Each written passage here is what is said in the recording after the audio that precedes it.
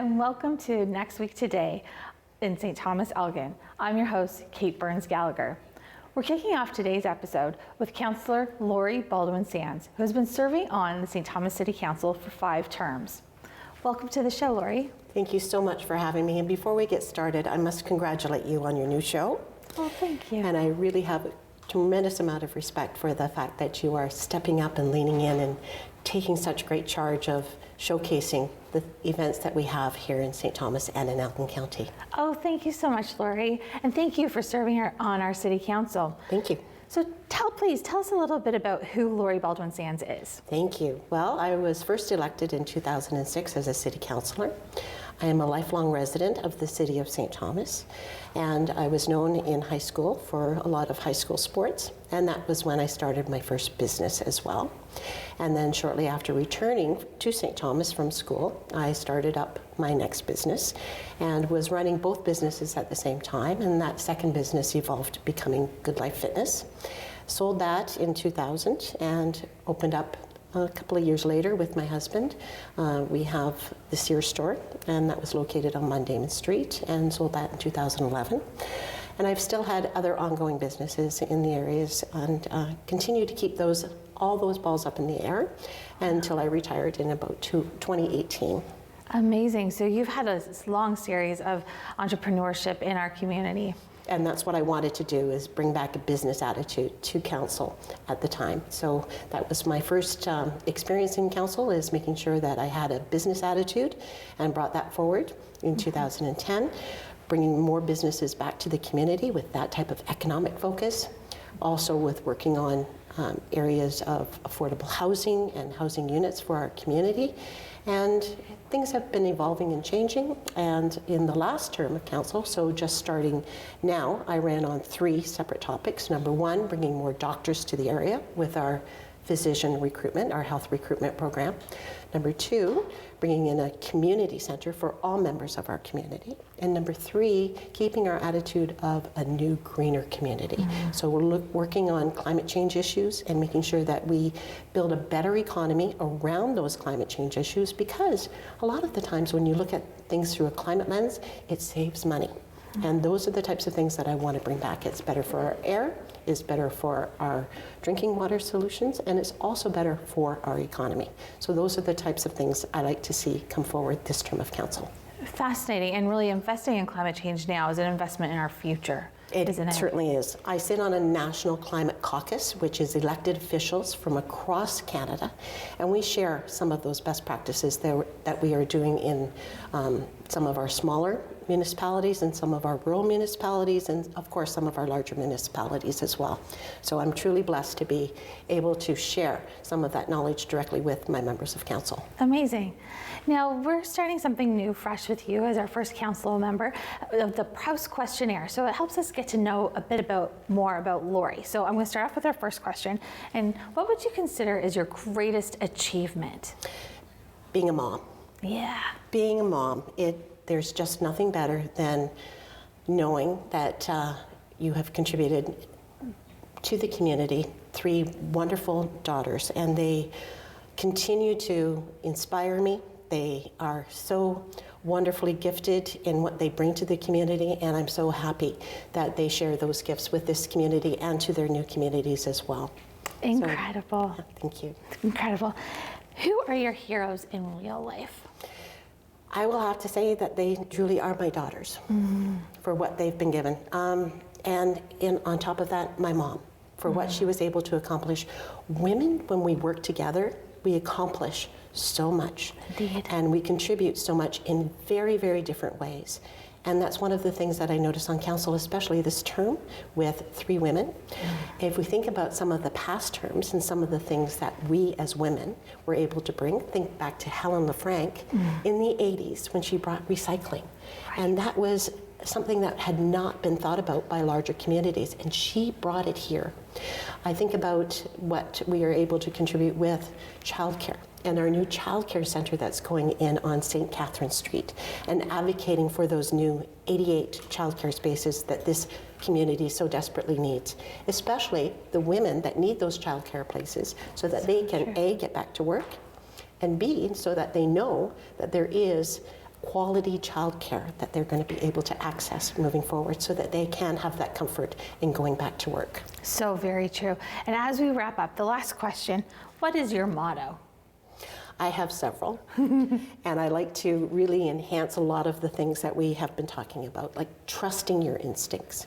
If you're thinking about being a female and running for council, do run for council, run for politics, run to be on a board or a committee. We need you. Believing in yourself, believing in all the things that you can do for our community, and being proud of what you've done. Because life lessons have always taught us that we look in the rearview mirror for what we've learned, but we also want to be looking through that windshield looking forward. And our women in this community and the strength that they bring is something that we can all cherish and contribute and hopefully receive those benefits. Amazing. Well, thank you so much, Lori, for your dedication to City Council and to the City of St. Thomas. Oh, thank you, Katie, and thank you for all you do. Thank you. We'll be back after this short break.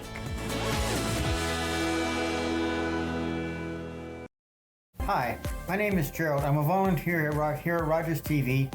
Really happy with all the great things I've learned doing video productions for Rogers, all the great people I've met, and being part of a great community.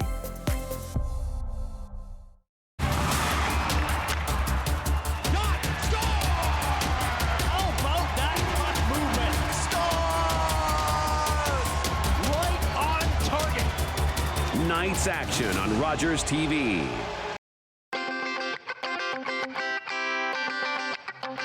I'm Matt Chalmers. I'm a VTR Op and Master Control Technical Director at TSM. I decided to volunteer at Rogers because I was interested in TV as a profession, and it seemed like an awesome way to learn and get out and actually experience what the TV world was like. So I got to did the hockey, baseball, football, and it helped me build relationships and understanding people better and being able to work with different personalities a lot easier.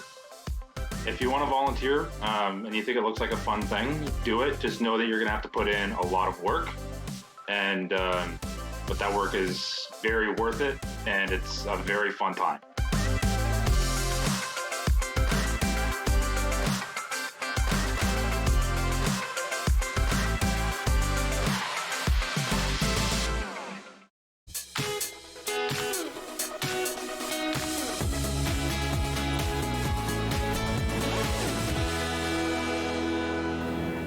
And we are back on Next Week Today in St. Thomas-Elgin, and we are joined by Andrew Gough and Riggs, his service dog.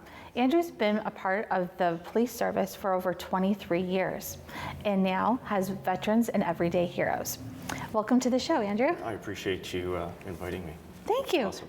So tell us a little bit about Veterans and Everyday Heroes. Yeah, Veterans and Everyday Heroes, like many not-for-profits, born out of an observed need.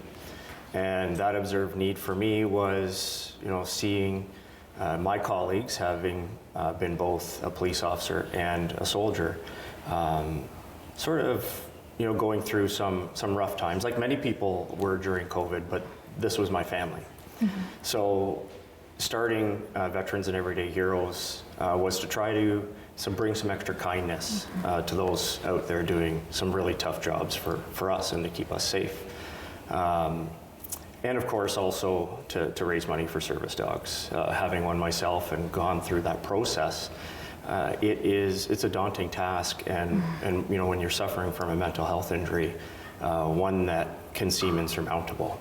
So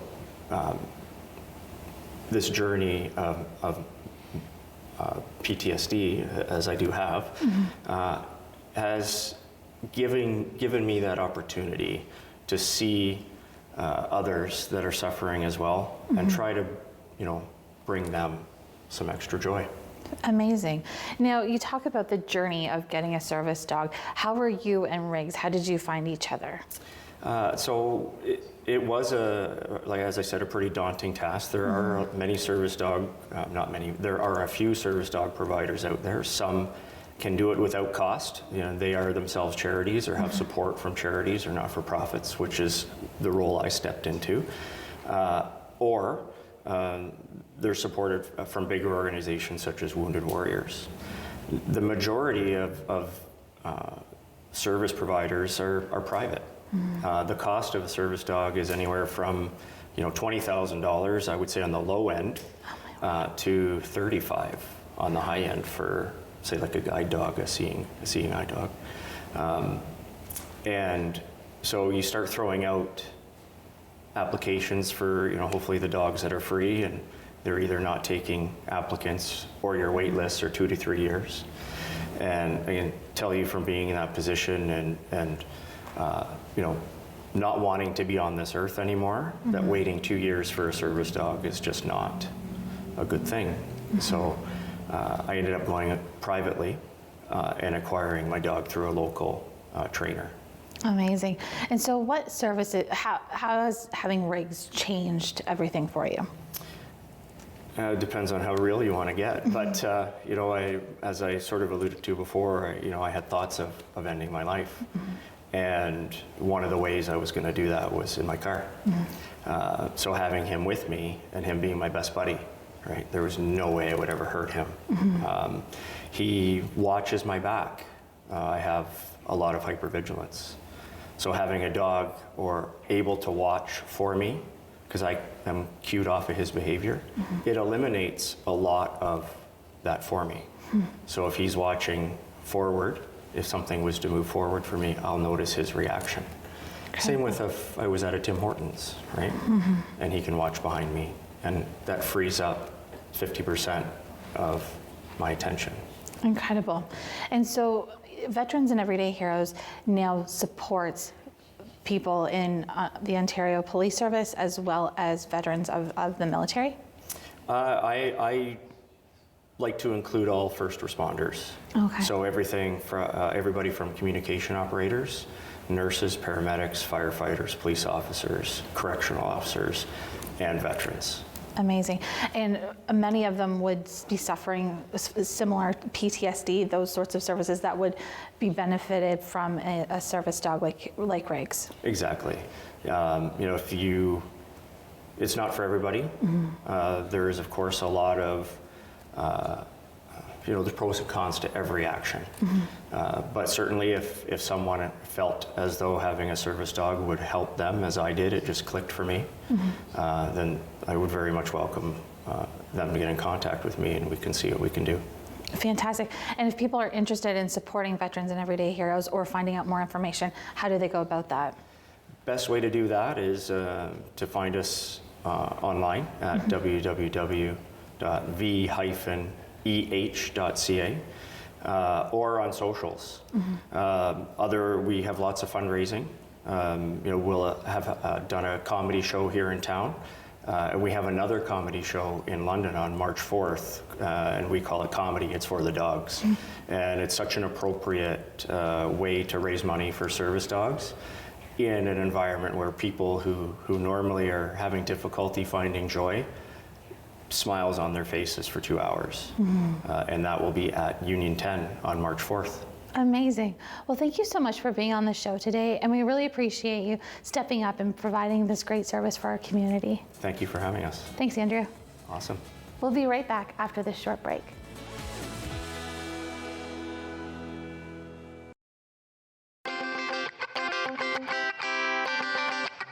Hi, I'm Matt Loop, and I am currently on Jack Mornings with Stax, Megan, and Loop on Jack 102.3. But it looks like it's going to be a beautiful day today. I can't believe... I was first introduced to volunteering at Rogers back when I was taking TV broadcasting at Fanshawe, and I've really been volunteering ever since. I love it when a show comes together.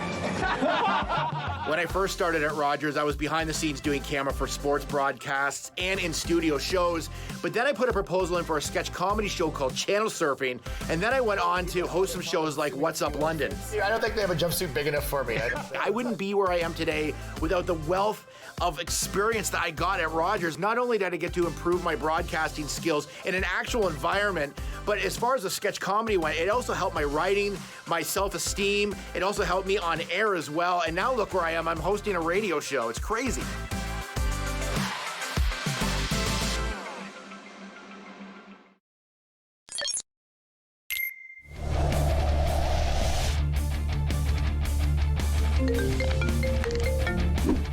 Yo. Yep. Okay, I'll be there.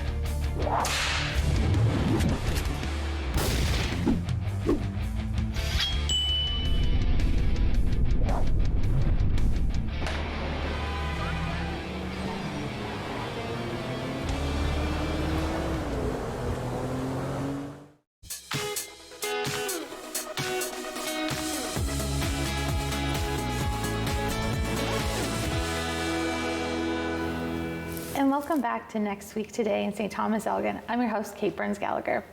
We are here now with the owner of Wildflowers Farms. When you drive down that driveway, it's like a feeling of letting yourself go and putting the world behind you. And here to tell us more is Jane Magri of Wildflowers Farms. Welcome to the show, Jane. Hi, thanks so much for having me. So tell us a little bit about yourself. Well, I am a registered herbalist, really passionate about plant medicine, and started that venture about 20 years ago for my own well-being and healing. And that has sort of morphed into being a yoga and Ayurvedic teacher, as well as being an event and wedding planner. Fantastic. And those events and weddings happen at Wildflower Farms. Yes. In fact, everything that I do is infused into the farm. So whether it's making, creating, blending, and selling my herbal teas, to hosting yoga retreats and classes, workshops on Ayurveda, or hosting events and weddings, all happens right at the farm. Incredible. And what was the vision and how did you start Wildflowers Farms? Oh, that's a great question. We moved to the farm with our young growing family back in 2009, and just raising the kids on the farm and close to nature and sort of moving through the rhythms of nature really inspired me to want to share that with our community. So taking people on herb walks and learning how to make medicines out of the teas, and just really creating a place of peace was what was the sort of driving force and intention behind everything we do. Inviting community to the property as well felt really special to us, to again create and offer a sense of sort of connection to the earth. Incredible. And you've talked a lot about what makes the farm unique, but in your own words, how would you say the farm is unique? Well, I think it's unique in that, just like wildflowers, the opportunities pop up at the right times, growing in places that we may not always expect, and being guided by whether the community or the environment around us. We just sort of get inspired by that and just watch things grow. Incredible. And do you have any events coming up for 2023? We do. We have been through, like many business owners over the last few years, ups and downs and learning curves and pivoting and all that. So we feel really confident about what we've achieved over the last few years. And so we're really fine-tuning everything for this year. We slowed down a little bit for the winter to give ourselves some reprieve, really going inwards and focusing on more of that yoga and retreats and things like that. But come March, we're going to open up for our spring equinox. We're going to do a spring soiree, which is just one of the things we like to do at the farm, celebrate those seasonal changes. And that's sort of a kickstart to some sip-in shops in those cooler months inside. And then we're really excited to come back to our Friday night markets, starting for the summer solstice and running on Friday nights throughout the season. Incredible. I know my son loves the Friday night markets and getting to hang out with the chickens that are just roaming around the yard. It's actually one of the funniest things that came out of hosting events at the farm is that everybody talks about the chickens. And we're lucky that we work with the St. Thomas Railway City Rotary that help with parking on Friday nights. And they say the amount of kids that come in and they're like, are we at the chicken farm? And so it really brings us joy to see so many kids running around and just enjoying the chickens, and then the parents enjoying, the atmosphere and the relaxation and maybe a botanical cocktail and, listening to live music. So it just really fills our hearts to be able to open that up to the community. Great. Now, you have your own events that you host, but if people are interested in also renting your facility, are they able to do that? Absolutely. Yeah, we definitely do a lot of private events, whether it's corporate, staff parties, baby showers, bridal showers. We've recently really noticed an increase in celebrations of life, people wanting to honor those that have passed in an environment that feels very open and expansive. So we feel really lucky to be able to offer that as well. Great. Now, how do people get a hold of you if they're interested in finding out more? Yeah, you can visit our website, which is wildflowers.farm.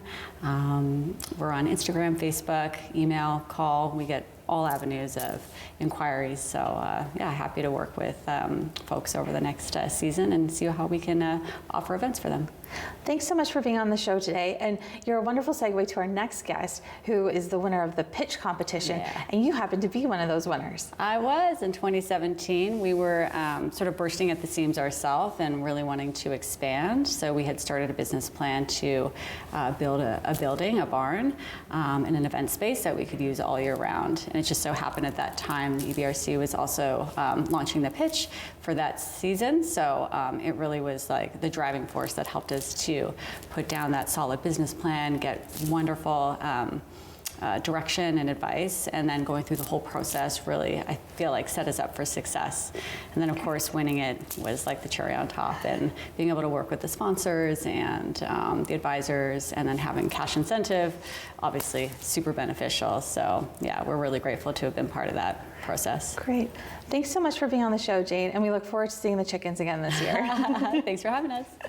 We'll be right back with the winner of the Elgin Business Resource Center's The Pitch.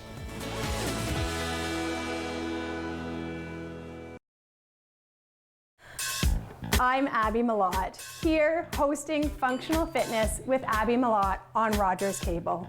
We're here to provide you with an opportunity to move your body in a safe and simple way. These exercises are all low impact but highly effective.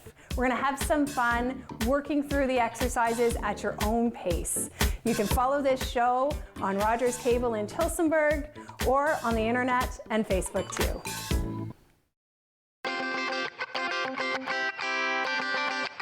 Hi, my name is Mike Arsenault. I'm a morning show host and digital broadcast journalist at Chorus Entertainment. What is the hardest part about being a parent? Having kids.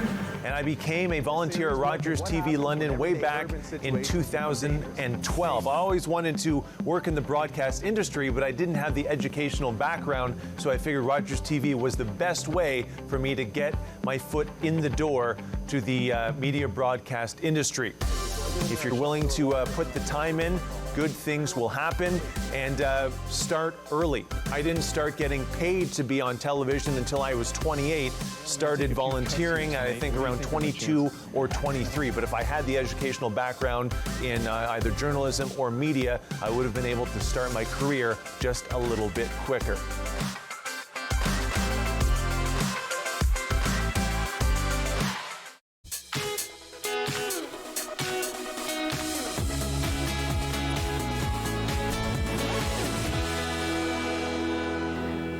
We are back on Next Week Today in St. Thomas-Elgin. We are here with Kevin Jackson, General Manager of Elgin Business Resource Centre, and Tanya Buttinger from Dogs on 3. Welcome to the show. Thank you. Thank you.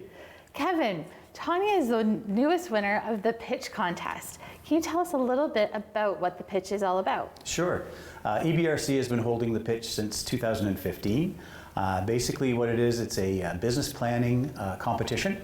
We request anybody to submit their business plan ahead of time. We narrow those choices down to 5 finalists, and the 5 finalists present in front of a sort of Dragon's Den style judge panel. And that winner is determined by that evening. And this year the prize was just over $30,000 in cash and in-kind services. Fantastic. And what are those in-kind services that the winner gets to tap into? Radio advertising, web design, that type of thing, creative, different types of things like that, as well as membership to the chamber and so on and so forth. Great, thanks, Kevin. Tanya, congratulations on winning the pitch. Thank you, it was very exciting. Now, what's Dogs on 3? Dogs on 3 is a luxury boarding facility that we are opening on our family farm in Southwold Township, just on number 3 highway. Wonderful. And what are some of the services that you'll be offering for the luxury?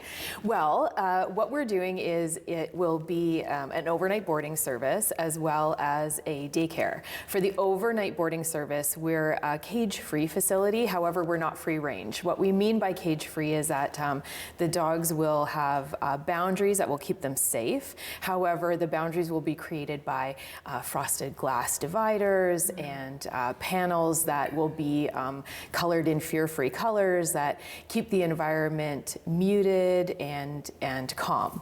And as far as our daycare goes, we like to call it smart care because with our daycare, it's structured play. So we have we're installing a turf ground, which will keep the environment very clean for the dogs. So when they're there and they're playing, they will leave as clean as when they arrived.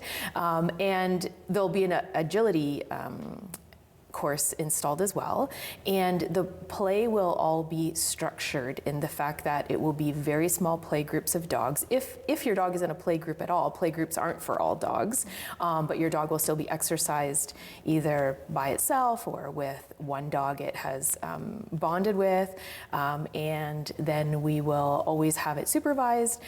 It will reduce stress, tension, injuries, any fighting between the dogs, and we'll keep them all safe. So the smart care is training focused first. So when you pick up your dog, it will always leave a little bit better than it was when it was dropped off. As a dog owner, I know I can totally appreciate knowing that my dog will be coming home a little bit better. Mine are crazy. What was the vision behind Dogs on 3? What inspired you to start this business?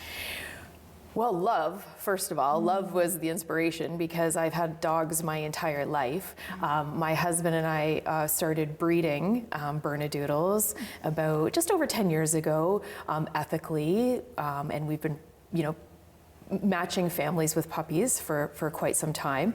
And just having that experience and the joy that it brings us personally, we just wanted to expand on that. And all the stars were aligning for us. We have a farm, we have 40 acres, we have the property that we needed. We applied for the zoning, it was granted. We were able to secure the financing, and every step that we've taken in support with the Elgin Business Resource Centre, I can't even begin to tell you how much that catapulted our dream that much further. I mean, we were on the edge, but when we met Elgin Business Resource Centre and when we started to collaborate with them and we met all of the people in that organization that were counseling us and cheering us on and giving us great ideas and directions, that really put us into the very next level. Incredible. And if people are looking to find out more or get their dogs into Dogs on 3, how do they reach out? Well, we're still under construction. We've already had people reaching out, and we're so grateful for that because we know that the energy is there and that the excitement's there. But we will be open and ready to book spring of 2023. Wonderful. Well, congratulations again on winning the pitch. And Kevin, thanks so much to you and your team for having a great resource for our business community. Thank you. And that wraps up our show today for Next Week Today in St. Thomas-Elgin. We look forward to seeing you next time. Take care.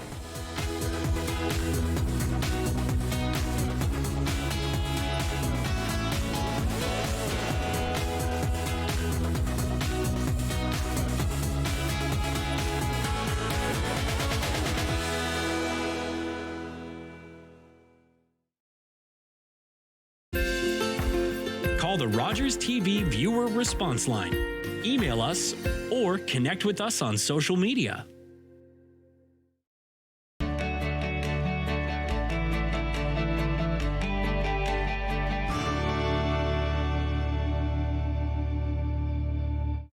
Volunteering at Rogers TV was a huge part of my career path. It was the opportunities that I got doing color commentary for Woodstock Navy Vets Hockey or E&G shoots for First Local and Plugged In that led to the opportunity of me getting my first job right out of college at Rogers TV. And that led to me becoming the station manager of all of Southwestern Ontario. Take the chance, learn the skills. It will help you down the road.